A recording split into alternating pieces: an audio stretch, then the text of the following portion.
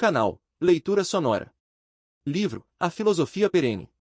Autor Aldous Huxley. Editorial Sul-Americana, Buenos Aires. Capítulo 4.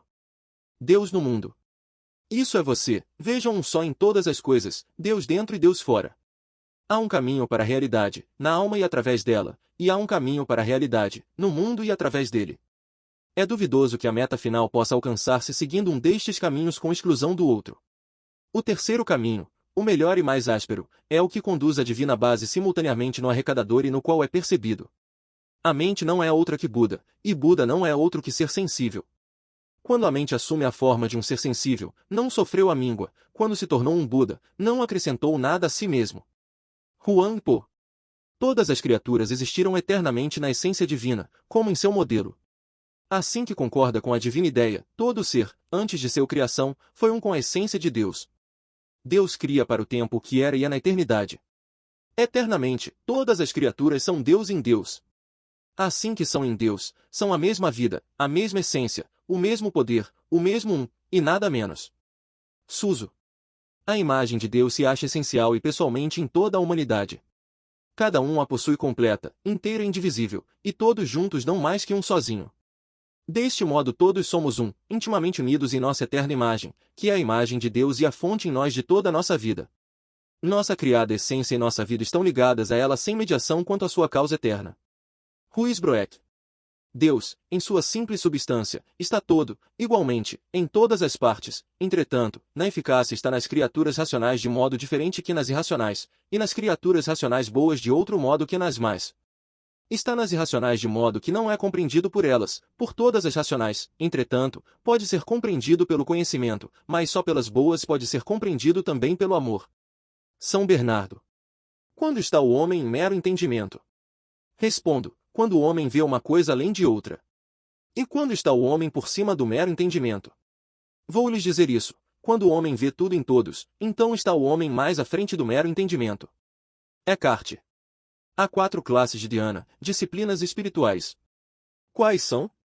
São, primeiro, a dhyana praticada pelos ignorantes, segundo, a dhyana dedicada a examinar o sentido, terceiro, a dhyana cujo objeto é a talidade, quarto, a dhyana dos Tathagatas, Budas. O que quer dizer a dhyana praticada pelos ignorantes? É aquela a qual recorrem os yogis que se exercitam nas disciplinas de Sravakas e Pratikabudas, contemplativos e Budas solitários da escola hinayânica, os quais, percebendo que não existe substância do eu, que o corpo é uma sombra e um esqueleto transitivo impuro e cheio de sofrimento, aderem-se com persistência a estas noções, que são consideradas assim e não de outro modo, e, partindo delas, avançam por etapas até alcançar a cessação, onde não há pensamentos. Esta é a que se chama dhyana dos ignorantes. Qual, pois, é a dhyana dedicada ao exame do sentido? É a praticada por aqueles que foram além da inexistência do eu nas coisas, além do individual e geral, além do inadmissível de ideias tais como eu, outro e ambos, defendidas pelos filósofos, procedem a examinar e seguir o significado de diversos aspectos da condição de Bodhisattva. Esta é a dhyana dedicada a examinar o sentido. Qual é a dhyana com a tathata, ou talidade, por objeto? Quando o yogi reconhece que a distinção das duas formas de inexistência do eu é mera imaginação e que quando se estabelece na realidade da talidade não surgem distinções, temos o que eu chamo a dhyana com a talidade por objeto. Qual é a dhyana do Tathagata? Quando o yogi, entrando na etapa da Tathagatidade e vivendo na tripla bem-aventurança que caracteriza o advertir de si mesmo alcançado por nobre sabedoria, dedica-se, por amor a todos os seres, ao cumprimento de obras incompreensíveis, temos o que eu chamo a dhyana do Tathagata. Lankavatara Sutra. Quando os seguidores do Zen não conseguem ir mais à frente do mundo de seus sentidos e pensamentos, todos seus atos e movimentos carecem de importância. Mas quando os sentidos e pensamentos são aniquilados, impedem todos os passos ao espírito universal e não há então entrada possível. A mente original deve reconhecer-se durante o funcionamento de sentidos e pensamentos, mas não pertence a eles nem, tampouco, é independente deles. Não construa suas opiniões sobre seus sentidos e pensamentos, não uma sua compreensão em seus sentidos e pensamentos, mas ao mesmo tempo não procure a mente longe de seus sentidos e pensamentos, não tente agarrar a realidade rechaçando seus sentidos e pensamentos. Quando não está ligado a eles nem desprendido deles, então goza de perfeita liberdade inobstruída, então tem sua sede de iluminação. Huang Po. Todo ser individual, do átomo ao mais organizado dos seres viventes e a mais exaltada das mentes finitas, pode considerar-se, segundo a frase do René Guénon, como um ponto em que um raio da divindade primitiva encontra uma das diferenciadas caricatas emanações da energia criadora dessa mesma divindade.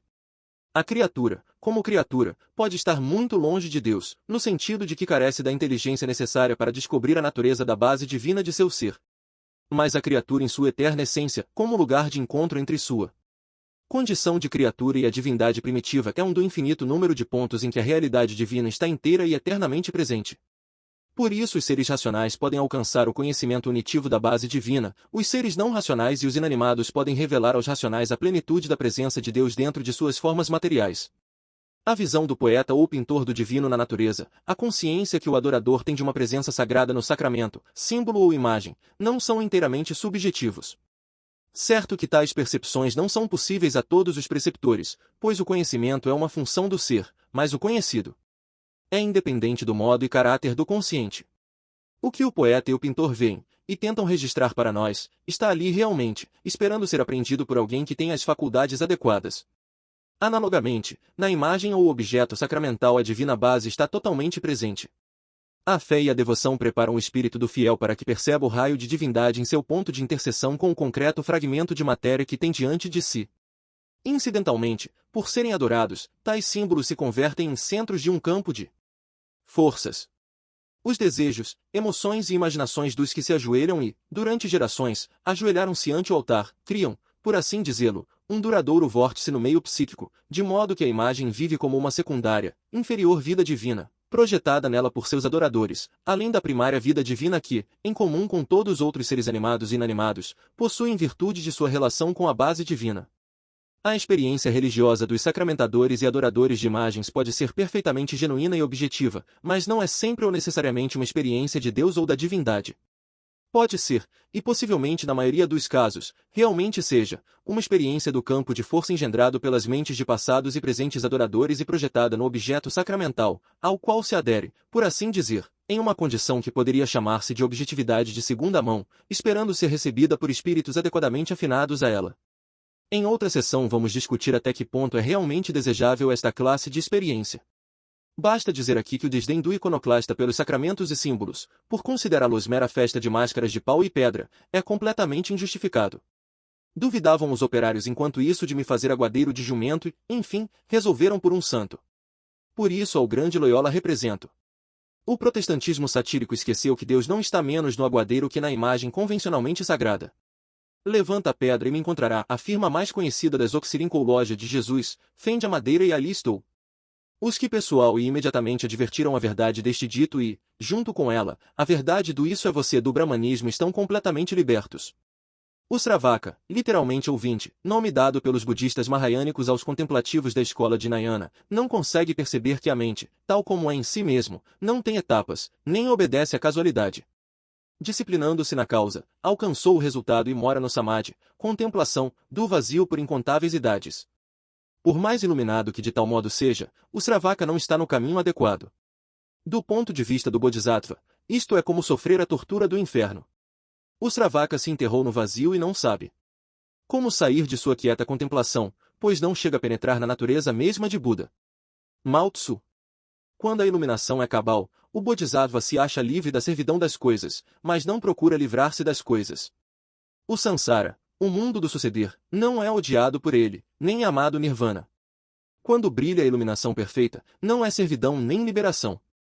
Prunabuddha Sutra. O toque da terra é sempre refortalecedor para o filho da terra, até quando procura um conhecimento suprafísico. Até poderia dizer-se que o suprafísico só pode ser dominado em sua plenitude, sempre podemos alcançar seus ápices, quando mantemos os pés firmemente no físico. A terra é seu escabelo, diz o Upanishad, sempre que imagina o eu que se manifesta no universo. Sri Aurobindo. Sempre podemos alcançar seus ápices. Para aqueles dentre nós que ainda agitam-se no limo inferior, a frase tem um tom irônico. Entretanto, até à luz de um remoto vislumbre dos picos e a plenitude, é possível compreender o que quer dizer seu autor. Descobrir o reino de Deus exclusivamente dentro da gente mesmo é mais fácil que descobri-lo, não só aí, mas também no mundo exterior das mentes, coisas e criaturas viventes. É mais fácil porque os cumes interiores se revelam àqueles que estão dispostos a excluir de seu alcance tudo o que está fora. E embora esta exclusão possa ser um processo doloroso e mortificante, é sem dúvida menos árduo que o processo de inclusão, pelo qual chegamos a conhecer, não só as alturas, mas também a plenitude da vida espiritual. Quando a exclusiva concentração nas culminações interiores, evitam-se as tentações e distrações e a negação e supressão gerais. Mas quando se espera conhecer Deus inclusivamente, advertir a divina base assim no mundo como na alma, as tentações e distrações não devem evitar-se, mas sim terá que as sofrer e as usar como ocasiões de adiantamento, não devem suprimir atividades dirigidas para fora, mas sim devem transformar-se de tal modo que se convertam em sacramentais. A mortificação se volta mais penetrante e mais sutil, é necessário um incessante alerta e, nos planos do pensamento, o sentimento e a conduta, o exercício um pouco parecido ao tato e bom gosto do artista. Na literatura do budismo mahayânico, e especialmente do Zen, achamos a melhor exposição da psicologia do homem para o qual Sansara e Nirvana, o tempo e a eternidade são uma e a mesma coisa. Mais sistemática, possivelmente, que nenhuma outra religião, o budismo do Extremo Oriente ensina o caminho que conduz ao conhecimento espiritual assim em sua plenitude como em suas alturas, assim no mundo e através dele, como dentro e através da alma. A este respeito, podemos assinalar um fato muito significativo, ou seja, que a incomparável pintura de paisagens da China e o Japão era essencialmente uma arte religiosa, inspirado no taoísmo e o budismo Zen. Na Europa, pelo contrário, a pintura de paisagens e a poesia do culto da natureza foram artes seculares que surgiram quando o cristianismo declinava e achavam pouca ou nenhuma inspiração nos ideais cristãos. Cego, surdo, mudo. Imensamente fora do alcance de todo o traço imaginativo. Nestes versos Sexto demonstrou tudo diante de nós, o que veem junto com o que não veem, o que ouvem com o que não ouvem, e o que falam junto com o que não podem falar. Tudo isto é tirado, e assim alcançam a vida do cego, surdo e mudo. Aqui todas as imaginações, traçados e cálculos terminam de uma vez por todas. Aqui está o ponto mais alto do Zen, aqui temos a verdadeira cegueira, a verdadeira surdez e a verdadeira mudez, cada uma em seu aspecto simples e ineficaz. Por cima dos céus e por debaixo dos céus. Quão ridículo, quão desencorajador. Aqui Sexto levanta com uma mão e abaixa com a outra. Digam-me o que acha ridículo, o que sente desencorajador. É ridículo que este mudo não seja mudo, no final das contas, que este surdo não seja, ao fim e ao cabo, surdo. É desencorajador que aquele que não é nada cego seja cego entretanto, e que aquele que não é nada surdo, seja, contudo, surdo. Lilo não sabe distinguir acertadamente a cor. Lilu vivia no reinado do imperador Huang. Disse que era capaz de distinguir a ponta de um fino cabelo à distância de 100 passos. Sua vista era extraordinária. Enquanto o imperador Huang fazia uma viagem de recreio pelo rio Chi, caiu na água sua preciosa joia e disse ao Li que a buscasse. Mas Li fracassou. O imperador fez que a buscasse Chi, mas este também fracassou. Mais tarde mandou Xian Wang que a buscasse e este a encontrou. Portanto, quando Xian Wang abaixa, a preciosa gema dá seu melhor brilho, mas quando passa Lilu, as ondas se elevam até o céu. Quando chegamos nestas esferas superiores, até os olhos de Lilu são incapazes de distinguir acertadamente a cor. Como pode Shi Quan reconhecer a misteriosa tonada? Shi Quan era filho de Xing Quan de Qin, da província de Xi'an, sob a dinastia Shou. Seu outro nome era Tsuye. Podia distinguir claramente os 5 sons e as 6 notas, até chegava para ouvir as formigas que lutavam do outro lado de uma colina. Quando Qin e Ch guerreavam, Shi Quan podia distinguir, só tendo brandamente as cordas de seu alaúde, que o combate seria sem dúvida desfavorável ao Chu. Em que pese a sua extraordinária sensibilidade, Sexto declara que é incapaz de reconhecer a misteriosa toada. Depois de tudo, um que não é nada surdo é realmente surdo. A nota mais prazerosa das esferas superiores está fora do alcance do ouvido de Shi Quan. Diz Sexto, não quero ser um Lilu nem um Shi Quan, pois que vida pode comparar-se com esta? Sentado tranquilamente junto à minha janela, vejo cair as folhas e abrir as flores, enquanto as estações passam.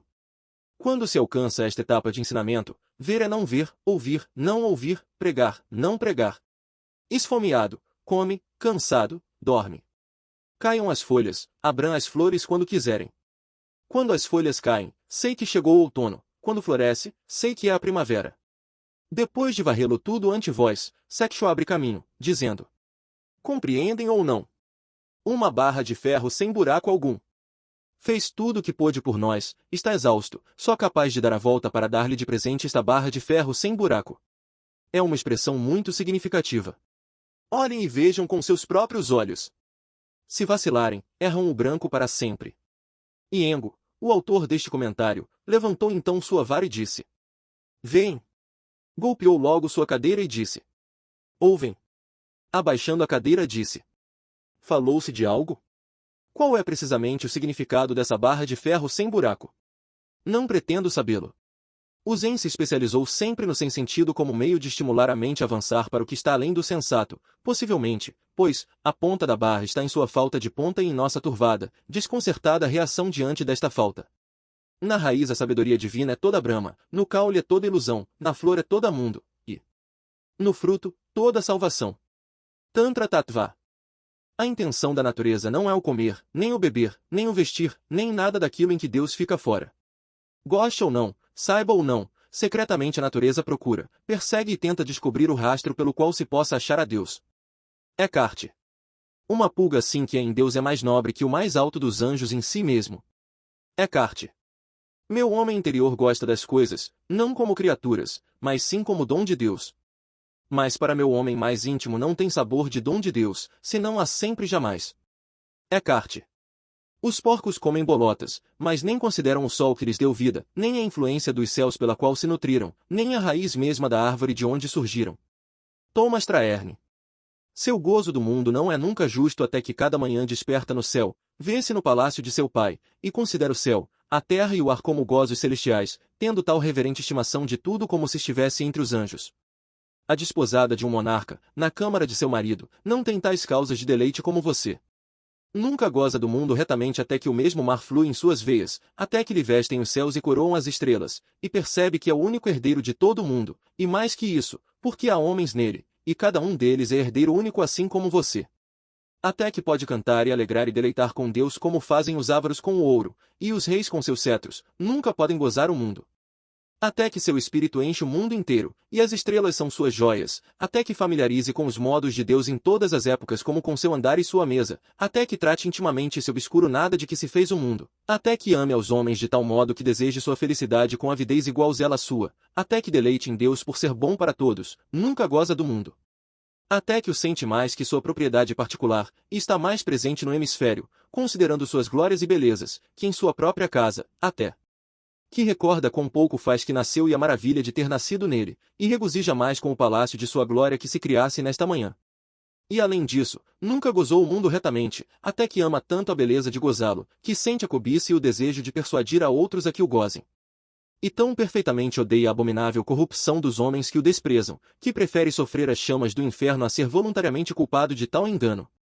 O mundo é um espelho de beleza infinita, mas ninguém o vê. É um templo de majestade, mas ninguém o olha.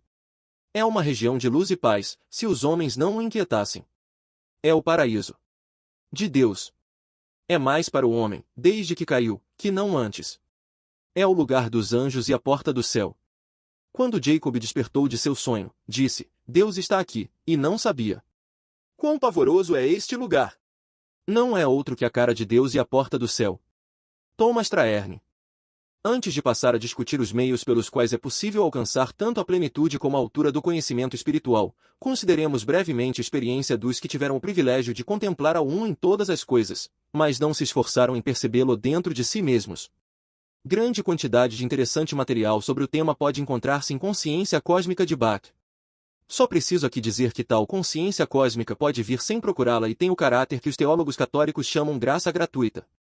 Pode possuir uma graça gratuita, a faculdade de sanar, por exemplo, ou de reconhecer, estando em pecado mortal, e o dom não é necessário nem suficiente para a salvação. No melhor caso, esses súbitos acessos de consciência cósmica, tais como os descritos por Bach, são meramente insólitos convites a novo esforço pessoal em direção assim à altura interior como à plenitude externa do conhecimento. Em muitos casos o convite não é aceito, o dom é apreciado pelo prazer elevado que oferece, sua aparição é recordada com nostalgia e, se o receptor for um poeta, comenta com eloquência como escreveu Byron, por exemplo, em uma esplêndida passagem do Childe Harold e Wordsworth em A Abadia de Tintero e o Prelúdio. Nestas matérias nenhum ser humano pode atrever-se a fazer juízos definitivos sobre outro ser humano, mas será pelo menos permitido dizer que, fundando-se nos testemunhos biográficos, não há razão para supor que nem Wordsworth nem Byron fizessem seriamente algo a respeito das teofanias que descreveram, nem há tampouco nenhuma prova de que estas teofanias fossem por si só suficientes para transformar seus caracteres. Esse enorme egocentrismo de que de Kinsey, Keats e Haydn dão testemunho, parece acompanhar Wordsworth até o fim. E Byron foi tão fascinador e tragicomicamente byroniano depois de contemplar ao em tudo como era antes. Sobre este ponto, é interessante comparar Wordsworth com outro grande amante da natureza e homem de letras, São Bernardo.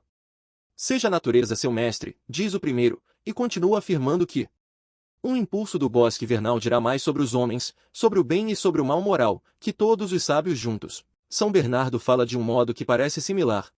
O que sei das ciências divinas e das sagradas escrituras, aprendi-o nos bosques e campos. Não tive outros mestres que os carvalhos. E em outra de suas cartas diz, escuta um homem de experiência, aprenderá mais nos bosques que nos livros. Árvores e pedras lhe ensinarão mais do que possa adquirir por boca de um mestre. As frases são parecidas, mas seu interno significado é muito diferente. Segundo a expressão de São Agostinho, só deve gozar-se a Deus, as criaturas não devem ser gozadas, senão usadas com amor e compaixão e uma estimativa desprendida, interrogante, como meio para o conhecimento do que pode gozar. Wordsworth, como quase todos os outros adoradores literários da natureza, prega o gozo das criaturas, melhor que seu uso para o lucro de fins espirituais, um uso que, como veremos, impõe ao usuário muita disciplina de si mesmo. Bernardo, raro, é já sabido, que seus correspondentes praticam ativamente esta disciplina e que a natureza, embora amada e escutada como mestra, é só usada como meio para chegar a Deus, não gozado como se fora Deus. A beleza das flores e as paisagens não tem que ser meramente apreciada vagando solitária como uma nuvem pela campina, não tem que ser só agradavelmente recordada descansando em vácuo ou pensativo. Humor, estendido no sofá, na biblioteca, depois do chá. A reação deve ser algo mais esforçada e intencionada. Aqui, meus irmãos, diz um antigo autor budista, há raízes de árvores, há lugares vazios, meditem. Na verdade, é óbvio, que o mundo é só para os que o mereceram, pois, segundo palavra de Filon, embora um homem seja incapaz de fazer-se digno do Criador do cosmos, contudo deveria tentar fazer-se digno do cosmos. Poderia fazer passar seu ser humano à natureza do cosmos e transformar-se, se assim posso dizer, em um pequeno cosmos. Para os que não mereceram o mundo, seja fazendo-se dignos do Criador, isto é pelo desprendimento e um aniquilamento total de si mesmos, ou, menos arduamente, fazendo-se dignos do cosmos. Pondo ordem e certo grau de unidade à múltipla confusão da indisciplinada personalidade humana, o mundo é, espiritualmente falando, um lugar muito perigoso. Que Nirvana e Sansara são um fato a respeito da natureza do universo, mas é um fato que não pode ser plenamente advertido nem diretamente experienciado, salvo por almas muito avançadas espiritualmente. Para a gente ordinária, correta, não regenerada, aceitar esta verdade ouvida e obrar segundo ela na prática é meramente expor-se ao desastre. Toda a triste história do antinomianismo está aí para nos lembrar o que ocorre quando homens e mulheres fazem aplicações práticas da teoria meramente intelectual, inexperiente, de que tudo é Deus e Deus é tudo. E pouco menos deprimente que o espetáculo do antinomianismo é o da elíptica vida, intensamente respeitável, dos bons cidadãos que obram o melhor que sabem para viver em sacramento, mas de fato não têm nenhuma convivência com o que a vida sacramental realmente representa. O Dr. Oman, em seu O Natural e o Sobrenatural, escreve longamente sobre o tema de que a conciliação com o evanescente é a revelação do eterno, e em um volume recente, A Ciência, a Religião e o Futuro. O cônego Raven aplaude o Dr. Oman por apresentar os princípios de uma teologia na qual não poderia haver antítese final entre natureza e graça, ciência e religião, no qual de fato, os mundos do cientista e do teólogo devem ser um e o mesmo. Tudo isto lembra plenamente o taoísmo e o budismo zen e com ensinos cristãos como Ama e Fac Codvis de São Agostinho e como o conselho do padre Lalema aos contemplativos teocêntricos, de sair ao mundo a atuar, pois seus atos são os únicos capazes de fazer algum bem real ao mundo. Mas o que nem o Dr. Oman nem o cônego Raven põem suficientemente às claras, é que natureza e graça, sansara e nirvana, perpétuo perecer e eternidade, são real e experiencialmente um só para pessoas que cumpriram certas condições. Fac Codvis no mundo temporário, mas só quando tiver aprendido a arte imensamente difícil de amar a Deus com todo o seu espírito e seu coração e ao próximo como a si mesmo. Se não aprender esta lição, será um antinomiano excêntrico ou criminal ou, em todo caso, um homem respeitável de vida arredondada, dos que não se deixam tempo para compreender nem a natureza nem a graça. Os evangelhos se expressam com perfeita claridade sobre o único procedimento pelo qual o homem pode adquirir o direito de viver no mundo extensamente, deve fazer total negação de si mesmo, submeter-se a uma mortificação completa e absoluta. Em um período de sua vida, Jesus mesmo parece submeter-se a austeridades, não só da mente, mas também do espírito. A relação de seus 40 dias de jejum e sua afirmação, evidentemente tirada da experiência pessoal, de que alguns demônios não podem ser expulsos, salvo pelos que jejuaram muito, além de orar.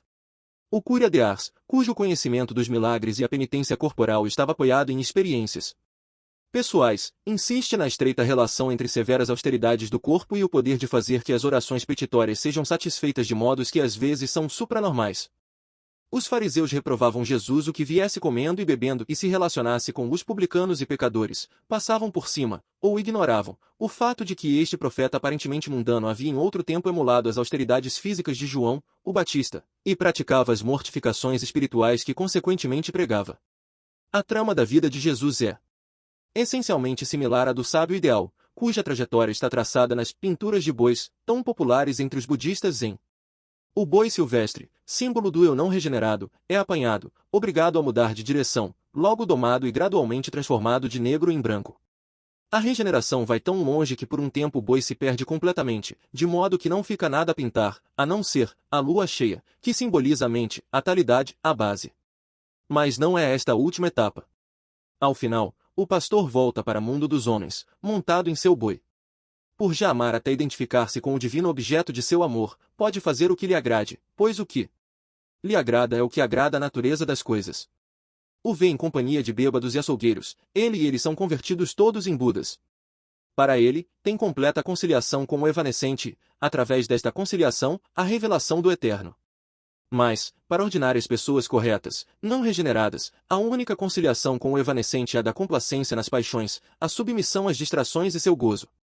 Dizer a tais pessoas que evanescência e eternidade são o mesmo, sem restringir imediatamente tal afirmação, é positivamente fatal, pois, na prática, não são o mesmo, a não ser para o santo, e não há perseverança de que ninguém chegasse nunca à santidade que não se conduzisse, no início de sua trajetória, como se evanescência e eternidade, natureza e graça fossem profundamente diferentes, em muitos aspectos, incompatíveis.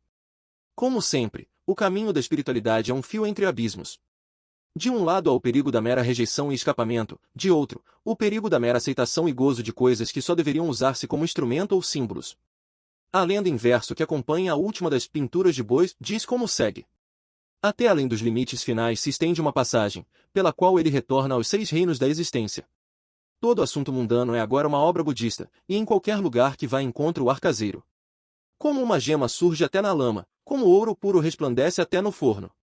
Ao longo da via sem fim, do nascimento e a morte, embala, suficiente a si mesmo. Em toda circunstância se move tranquilo e desprendido. Os meios pelos quais se pode alcançar o fim último do homem serão descritos e ilustrados por extenso na seção sobre mortificação e desprendimento.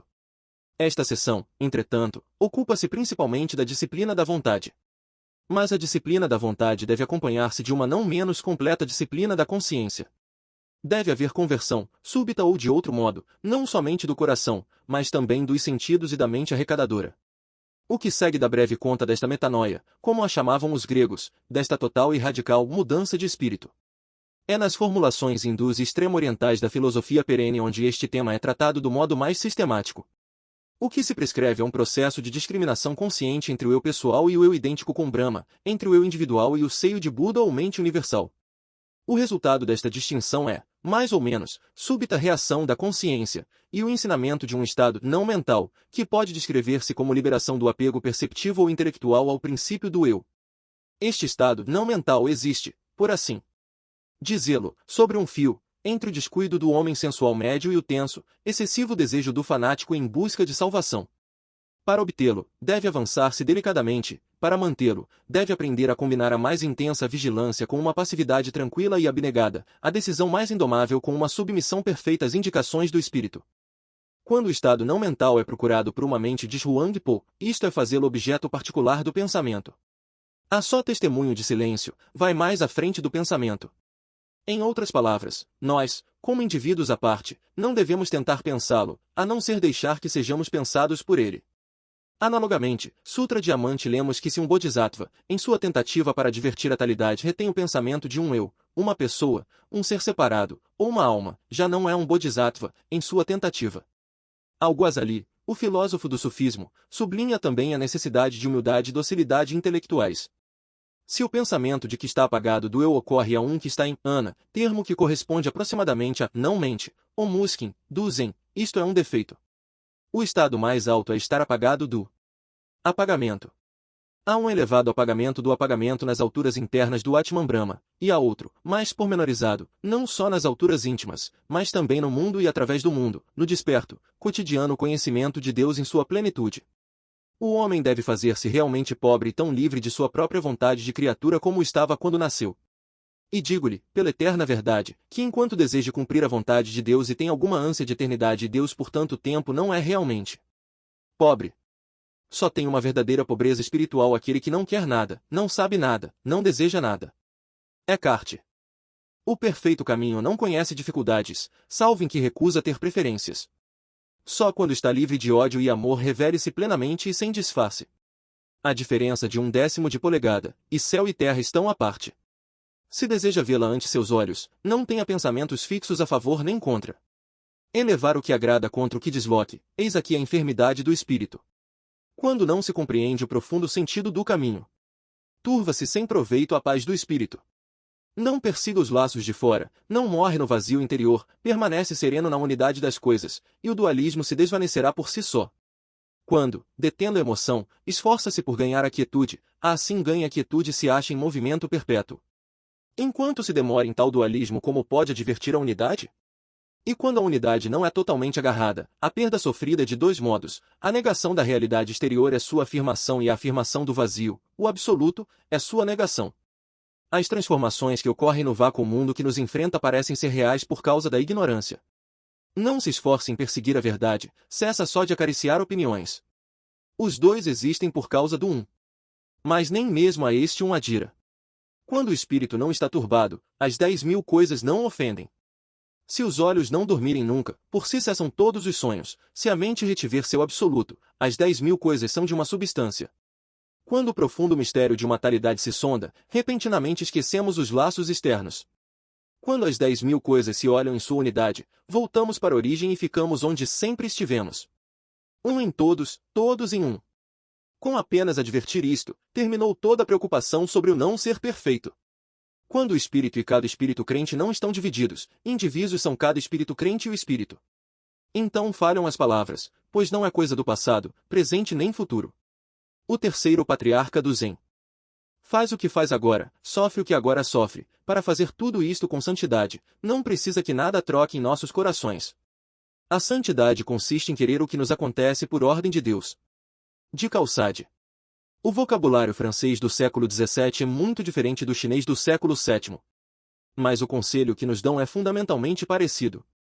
Conformidade com a vontade de Deus, submissão, docilidade para com as indicações do Espírito Santo, na prática, se não mentir, são o mesmo que conformidade com o caminho perfeito, recusar o ter preferências e acariciar opiniões, manter os olhos abertos de modo que possam cessar os sonhos e revelar-se verdade.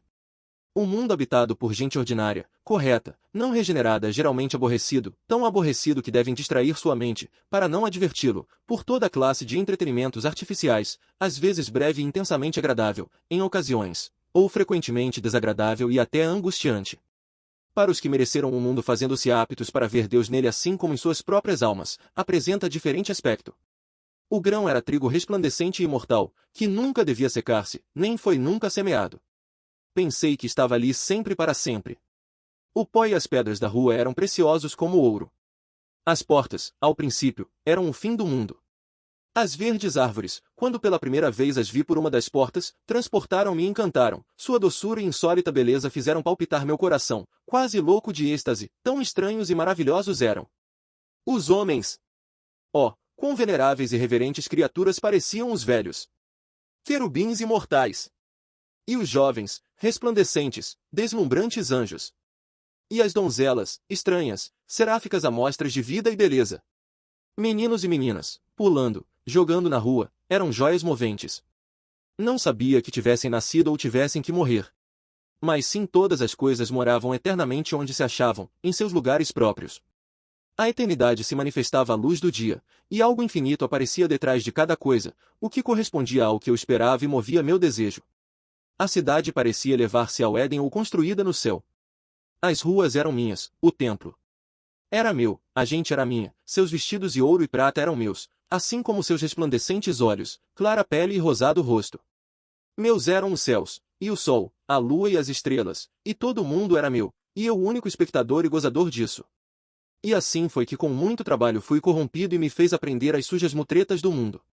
O que agora desaprendo e me torno, por assim dizê-lo, como um menino pequeno, para poder entrar no reino de Deus. Thomas Traerne. Portanto, dou-te ainda outro pensamento, que é até mais puro e mais espiritual. No reino do céu tudo está em tudo, tudo é um, e tudo é nosso. Eckhart. A doutrina de que Deus está no mundo tem um importante corolário prático, a santidade da natureza e a culpabilidade e loucura dos presunçosos esforços do homem por ser seu dono, melhor que seu inteligentemente dócil colaborador. As vidas infra-humanas e até as coisas devem ser tratadas com respeito e compreensão, não brutalmente oprimidas para servir nossos fins humanos. O regente do Oceano Meridional era Shu, o regente do Oceano Setentrional era Gau, e o regente do Centro era o Caos. Shu e Gau se encontravam continuamente no país do Caos, que os tratava muito bem. Consultaram-se sobre o modo como poderiam corresponder às suas bondades e disseram: todos os homens têm 7 orifícios com o objetivo de ver, ouvir, comer e respirar, enquanto que unicamente este regente não tem um sozinho. Procuremos fazê-los para ele. Em consequência, fizeram-lhe cada dia um orifício. Ao cabo de 7 dias, o Caos morreu. Chuang Tse. Nesta parábola, delicadamente cômica, o caos é a natureza no estado de uva e não a acerção ou equilíbrio. Shu e Gao são um vivo retrato dessas laboriosas pessoas que pensaram melhorar a natureza convertendo secas pradarias em trigais e produziram desertos, que orgulhosamente proclamaram a conquista do ar e logo descobriram que tinham derrotado a civilização, que destruíram imensos bosques para prover as impressões exigidas pela leitura universal que devia fazer seguro o mundo para a inteligência e a democracia, e obtiveram erosão em grandes quantidades, revistas sensacionais e os órgãos de propaganda. Fascista, comunista, capitalista e nacionalista. Em poucas palavras, Shu e Gao são devotos da apocalíptica religião do progresso inevitável e seu credo é o de que o reino do céu está fora de ti no futuro. Em troca, Chuang Tse, como todo bom taoísta, não tem nenhum desejo de forçar a natureza a servir mal aconselhados fins temporários, em contradição com o objeto final do homem conforme se formula na filosofia perene. Seu desejo é trabalhar com a natureza de modo que se produzam condições materiais e sociais em que o indivíduo possa obter o tom em todos os níveis, do fisiológico ao espiritual. Comparada com a dos taoístas e os budistas de Extremo Oriente, a atitude cristã para a natureza foi curiosamente insensível e frequentemente francamente dominadora e violenta. Levando ao pé da letra uma desafortunada observação da Gênese, os moralistas católicos consideraram os animais como meras coisas que os homens fazem bem em explorar para seus próprios fins. Como a pintura de paisagens, o movimento humanitário na Europa foi assunto quase completamente secular. No Extremo Oriente, ambos eram essencialmente religiosos. Os gregos acreditavam que a ubris era sempre seguida pela nêmesis, que se a gente ia muito longe recebiam cabeçada para que recordasse que os deuses não toleravam a insolência por parte de homens mortais. Na esfera das relações humanas, o espírito moderno compreende a doutrina da ubris e a considera certa em geral. Desejamos que o orgulho sofra uma queda, e vemos que, com muita frequência, cai. O ter excessivo poder sobre seus semelhantes, o ser muito rico, violento, ambicioso, tudo isso atrai o castigo, e notamos que, ao longo, um castigo de uma ou outra classe chega devidamente. Mas os gregos não se detinham aqui. Considerando a natureza, de certo modo, divina, pensavam que devia ser respeitada e estavam convencidos de que uma ubrística falta de respeito à natureza seria castigada por uma vingadora nêmesis. Nos persas, Ésquilo dá as razões finais, metafísicas da derrota dos bárbaros. Gerges foi castigado por 2 culpas, arrogante imperialismo dirigido contra os atenienses e arrogante imperialismo dirigido contra a natureza. Tentou escravizar a seus semelhantes, e tentou escravizar o mar, construindo uma ponte através do Helesponto. Atossa, de borda em borda construiu uma ponte sobre o Helesponto. Espectro de Dário, como? Pôde encadear ao poderoso Bósforo? Atossa, assim é, com a ajuda de algum deus em seu propósito. Espectro do Dário, algum deus poderoso que conseguiu turvar seu entendimento. Reconhecemos hoje e condenamos a primeira classe de imperialismo, mas a maioria de nós ignora a existência e até a possibilidade mesma do segundo. E, entretanto, o autor de Erevon não tinha nada de touro, e agora que estamos pagando o horrível preço de nossa bombardeada conquista da natureza, seu livro preze mais que nunca de atualidade. E Butler não foi o único cético oitocentista com respeito ao progresso inevitável. Uma geração ou mais, antes que ele, Alfred de Vigny escrevia a respeito da nova maravilha técnica de seus dias, a máquina de vapor, escrevia em um tom muito diferente dos entusiastas rugidos estridentes de seu grande contemporâneo Victor Hugo. Olhando atrás, para a matança e devastação, podemos ver que Vigny tinha toda a razão. Nenhum daqueles alegres viajantes, entre os quais Victor Hugo era o mais estrepitosamente eloquente, tinha mais fraca noção de aonde aquele primeiro, ridículo resfolegar, estava os levando. Ou, melhor, tinham uma ideia muito clara, mas resultava ser inteiramente falsa. Pois estavam convencidos de que o resfolegar os conduzia a toda velocidade para a paz universal e a irmandade dos homens, e de que os periódicos, que tão orgulhosos estavam de poder ler, enquanto o trem retumbava para seu utópico destino, a não mais de uns 50 anos de distância, eram a garantia de que a liberdade e a razão logo triunfariam em todas partes. O resfolegar se converteu agora em um bombardeiro quadrimotor carregado de fósforo branco e grandes explosivos, e a imprensa livre em todas partes servida de seus anunciadores, de um grupo coacionado ou do governo. E, contudo, por alguma inexplicável razão, os viajantes, já não alegres, aferram-se ainda à religião do progresso inevitável, que é, afinal de contas, a esperança e a fé, contra toda experiência humana, de que se pode obter algo por nada. Quanto mais sensata e realista é a opinião grega de que toda vitória se paga e, para algumas vitórias, o preço é tão alto que pesa mais que qualquer vantagem que possa obter-se com elas. O homem moderno já não considera divina em nenhum sentido a natureza e se sente em completa liberdade para tratá-la como um arrogante conquistador e tirano. O saque do recente imperialismo tecnológico foi enorme, mas enquanto isso a Nêmese se encarregou de que tivéssemos os desgostos com os gostos. Por exemplo, a possibilidade de viajar em 10 horas de Nova York a Los Angeles deu à raça humana um prazer superior à dor produzida pelo lançamento de bombas e fogo? Não há método conhecido para computar a quantidade de felicidade ou bondade pulverizada pelo mundo. O que é óbvio, entretanto, é que as vantagens obtidas por recentes adiantamentos tecnológicos ou, segundo a fraseologia grega, por recentes atos da ubris dirigidos contra a natureza vão geralmente acompanhadas de correspondentes desvantagens, que as ganâncias em uma direção têm aparelhadas perdas em outras direções, e que quando obtemos algo é sempre por algo. Nunca podemos determinar se o resultado nítido destes laboriosos assentos de débito e crédito é autêntico progresso em virtude, felicidade, caridade e inteligência. Por não poder determinar-se nunca a realidade do progresso, os séculos XIX e XX tiveram que tratá-lo como um artigo de fé religiosa. Para os expositores da filosofia perene, a questão de se o progresso for inevitável, ou até real, não é assunto de primeira importância. Para eles, o importante é que o indivíduo alcance o conhecimento unitivo da base divina, e o que lhes interessa com respeito ao meio ambiente social não é seu progressividade ou não progressividade, qualquer que seja o significado desse termo, mas o grau em que ajuda ou estorva o indivíduo em seu avanço para a finalidade última do homem.